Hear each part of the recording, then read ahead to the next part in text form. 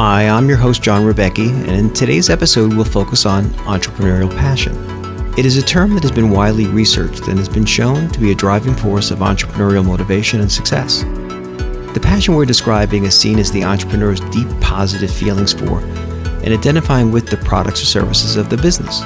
Passion can evolve into an affirmative belief in the entrepreneur's ability to be successful and often results in greater enjoyment for the work required and bolsters their persistence and resilience.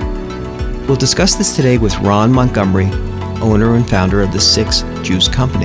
After his mother, Willie-Mae's successful battle with stage 4 breast cancer, Ron realized she needed a healthier diet to assist with her recovery. So he began juicing to increase her fruit and vegetable intake. After witnessing the positive effect juicing had on his mother's health, Ron decided to share his proven recipes with the world and launched the 6 Juice Company. But the journey from his home kitchen to placing bottles on store shelves was far from easy, which will become apparent as we hear his story. Welcome, Ron. John, how are you? Good, thanks. Hey, Ron, I have to say that since our podcast audience can't see you, let me describe Ron as a 6'10" African-American business owner whose size and stature encases a warm and effervescent personality, and you'll hear the passion show through as we talk today.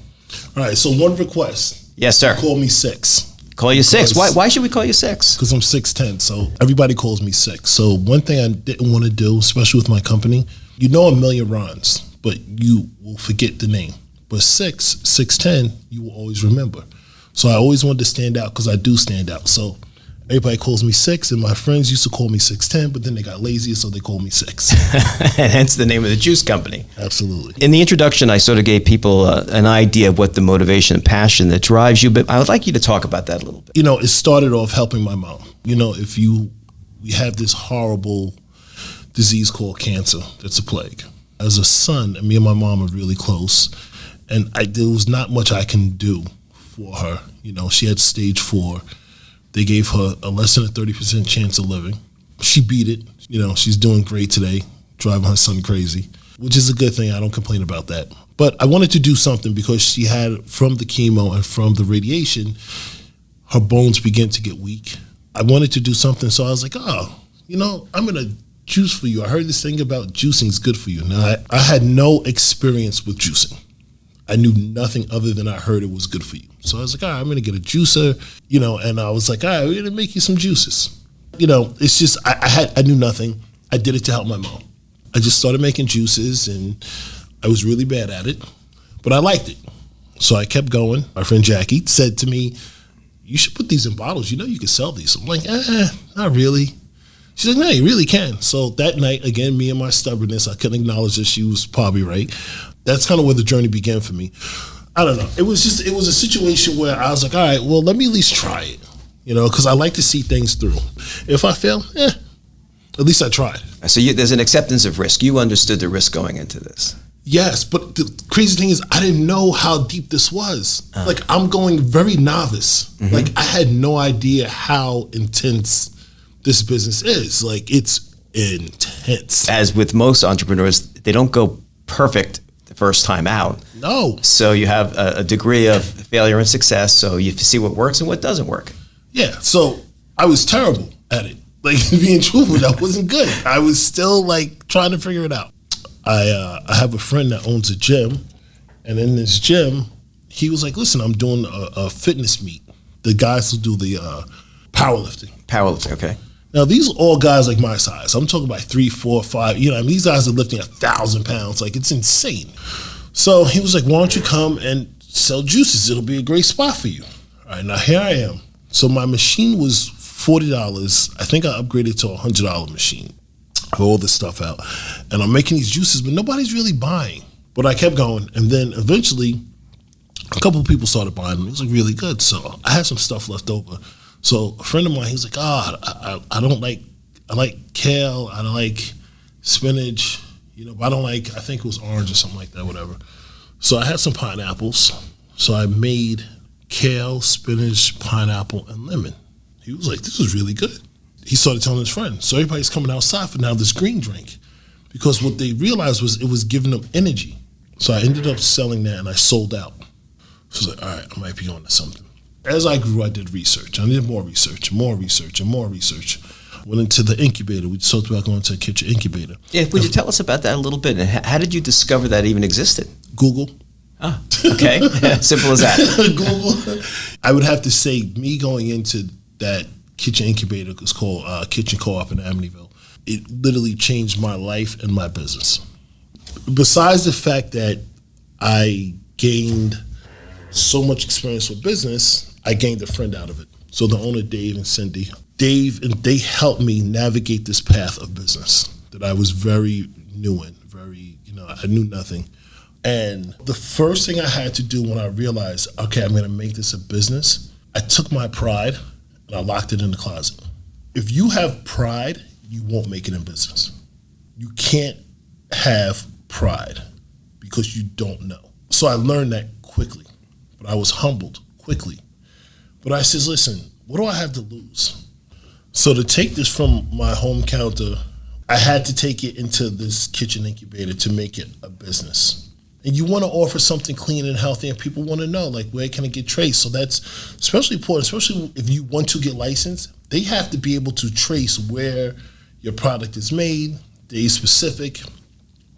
As we get into it, like, we'll talk about critical points, your HACCP plan, dates on your bottles, labels. It's very intensive. So to grow my business, I went into the kitchen incubator, and they taught me a lot. Till this day, I'm still learning. They taught me how to take my business from my counter to ShopRite, and that's where we're at now. For instance, if we talk about labels, a mutual friend of ours was talking to me and said, listen, you need to do better labels. I was doing 25 bottles a week, and I was a mess. So Dave was like, let me help you. First thing you have to do is contact Cornell University. The reason you have to contact Cornell University is because you need to know about botulism, because if somebody gets sick, you're responsible. So I said, okay. Contacted Cornell, did a lot of research, about different fruits, about different vegetables. They have a lot of information for free. Mm-hmm. You just have to read it and apply, and they'll talk to you. So I did that. So you had to really become very resourceful. Yes. You had to figure out, where do I go? And it's something I hear from most entrepreneurs is, you don't have to do this journey by yourself. No. If you reach out to people and say, can you help me? Most people are pretty willing to pitch in. I was business poor. I had no money.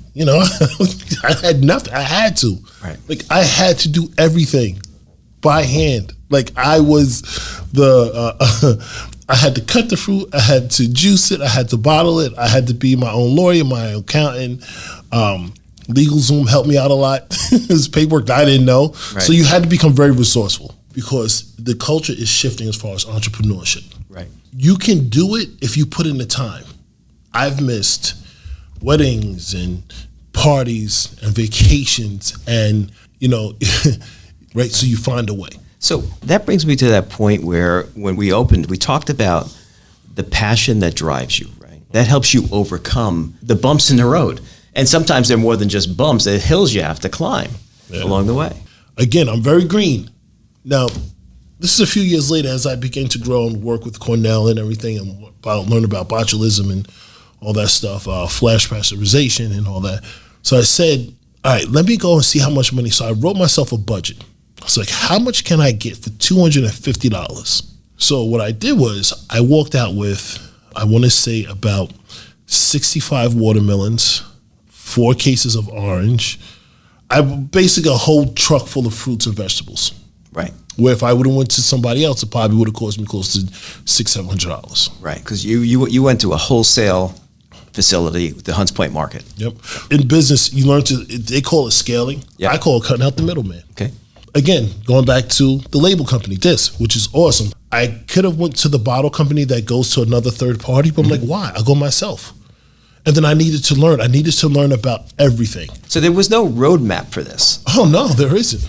Right. So you really had to invent the roadmap. You had you had your own journey. I'm writing my blueprint every day. This is what I tell people. If you don't love what you do, you will not be successful.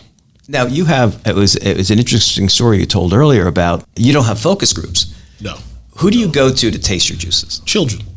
Going back to the earlier, so I didn't have money. I officially launched in the marketplace in 2017, but I had started like 3.5 years prior. I didn't have money to do the whole focus group and have everybody in the room and taste test, so I gave it to my friends who had children.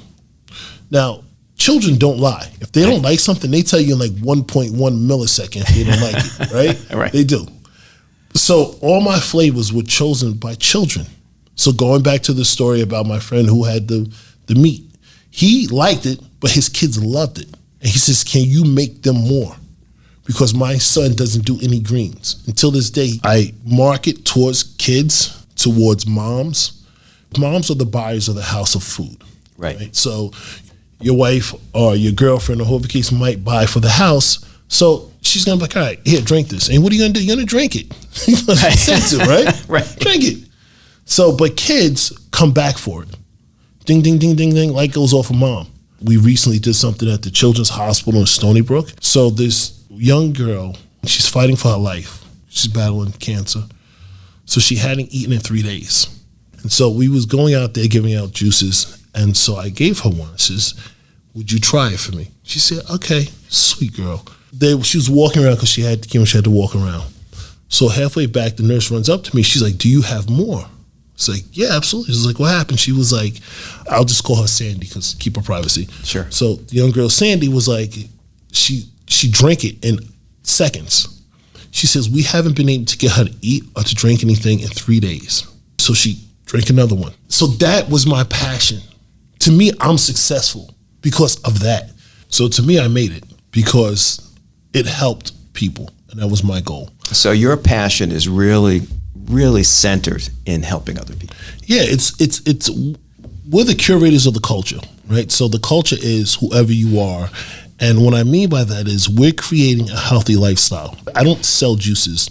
I promote a lifestyle that accompanies the health portion of it. You've done all this yourself. Yeah. As we talked earlier, you've had a couple of mentors along the way that have helped you cross that journey. But now, from what you and I discussed earlier, you're about ready to scale up now in a big way. Every entrepreneur will tell you, if you haven't cried, if you haven't felt, it's literally your stomach is in knots. If you haven't woke up in the morning and your bank account is negative $1,000, but you have to make payroll by 12, these are all the things of business. I have to run my business to keep my business alive. I don't have extra. I have enough to pay bills each week. So we're now getting ready to go into, I found a way to get myself into grocery stores at a very cheap price. And that's what I did. We're in local stores and local gyms, Profit Deer Park, a couple smaller stores. So scaling up is a whole new adventure. And I'm deep. So, we have a 90-day shelf life because we do the HPP process. So that extends the shelf life, which basically gives it the bends. So if you ever think about a diver that goes all the way down deep, the pressurization, so Sure. we do that to the bottles to kill any botulism to give us a longer shelf life. Now going into stores, I had to figure out what type of bottles they wanted, labels. We own the design of the labels that's on the bottle. We own the brand, we trademarked everything. I had to figure out barcoding. I had to figure out how to stack pallets. I had to figure out what type of shrink wrap. What I did was I wanted to learn all that. And I was like, let me start cutting costs now so that when I get to that point, I'm not shocked and I'm ready. I don't grow at what the pace people tell me. I grow at my pace. And I have grown at my pace. I've told people honestly, no, I'm not ready for that yet. Let me do this, let me do that, let me get to that point. And Right. you know what a lot of the 90 of them say? Okay, cool, I like that, I respect that. Right. Because a lot of people just, I have this big retail intro, I'm gonna go and jump. I was like, I'm not ready for you. But when I'm ready, we're gonna do good business. That's one mistake a lot of entrepreneurs make. They jump too early. Got it. They grow too fast. They put themselves in a position where they're really not prepared. Yeah. This is a long-term game. This is not for, I'm going to do this. Yeah, listen, lightning strikes every now and then. There are guys who came up with an app and an idea and they get lucky and, they blow up and next thing you know, they're worth $100 million. Cool. But the average entrepreneur, that doesn't happen. We fail. I've failed 3 or 4 times in this business. Yeah, but now it sounds like, you're on a pace where you learn from those initial failures. Yes. And you realize, hey, I need to know more. I don't know enough. Yeah. You went out, you got people to help you. Yeah. And then you took it to a point where you say, okay, I'm going to grow, as you pointed out, at my pace. And I'm going to do this so that when I'm really ready, I'm going to be successful at it. Yes. I'd rather tell you no and explain to you why I'm not ready than to go in and tell you yes, and then we fail. See, a lot of places, you get one shot. If you're not ready to take the shot, you say, I'm not ready. They will respect you more for saying that and say, okay, when you're ready, come back. Even before I put my product in the store, I do taste testings for a month to get people excited and then let the store know people want to buy here. So then I have now like a marketing staff. All they do is go out and give free juices. And that's my investment. You had no formal business background. No. This was you hit the ground running, and then you learned lessons, and it sounds like it was a school of hard knocks to some extent. Every day it is. Uh-huh. I have to go put out fires today. Mm-hmm. Every day is a hustle. You have to wake up with the same desire you did when you started. What does it say? You get 99 no's. I'm probably maybe at 40. So I still have to get a lot more no's. Right. But what do I do with those no's? Do I take it and shrivel up? No. I say to them, well, how come no? And a lot of people will tell you why. Because you're not ready. Because this is what I would need from you. So I said, okay, so if I come back with this, yeah, we can have a conversation. So you learn people and you learn your product. People ask me all the time, what is my competition doing? I say, I don't care what they're doing. My managers, if they care about I don't care, because they're not me. These other juice brands, what they're not doing is what I'm doing. I'm talking to the people. I'm connecting with people. What are some of the lessons you wish someone had taught you early on? Nothing. And the reason why I say that is it made me who I was. If somebody would have taught me some of the lessons that I went through now, I probably wouldn't be here. It would have scared me. I look forward to the unknown. To be a successful entrepreneur, and I don't mean success money-wise, you have to go into that dark room of the unknown, and you have to stay there. So it's all about resilience, persistence, yes, carrying you forward. Yes. And putting that passion in front of you and saying, this is why I'm doing it. Any lessons, I would say, for me personally, put me in the dark room. I'll figure it out. I will make light. I have to ask you, what one word describes you? Big. Big. I think big. I live big. I dream big. I am big. What I mean by that is I believe in myself more than anybody. I'm a big man in stature, but I hope my heart is bigger than my body. I love people. I want to help people. I have all different races that work for me. I have a lot of women that work for me. I do different empowerment. I love people. I love connecting with people. That's wonderful. And one of the things that came through today during our conversation, and I said it from the outset, that after people hearing you today, and it's something that I felt when I first met you, was that, yes, you're big in stature, but really what that encases is somebody who's effervescent, who's alive, and has a great deal of warmth about them. Thank you. So I want to thank you for joining us today on this podcast, and thanks so much for your insights. Appreciate it. Thanks, Sean.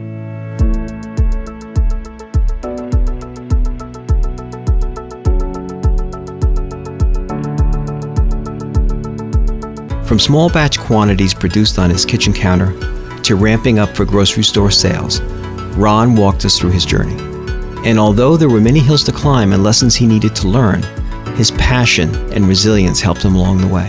Ron emphasized the importance of taking your pride and locking it away. You need to be humble. Be open to the fact that you don't know enough. Ask for and accept help from others. And learn to say no if you're not ready to take on a large-scale opportunity. People will respect your honesty and keep the door open for when you are ready. We thank Ron for sharing his experiences and for giving us these valuable lessons.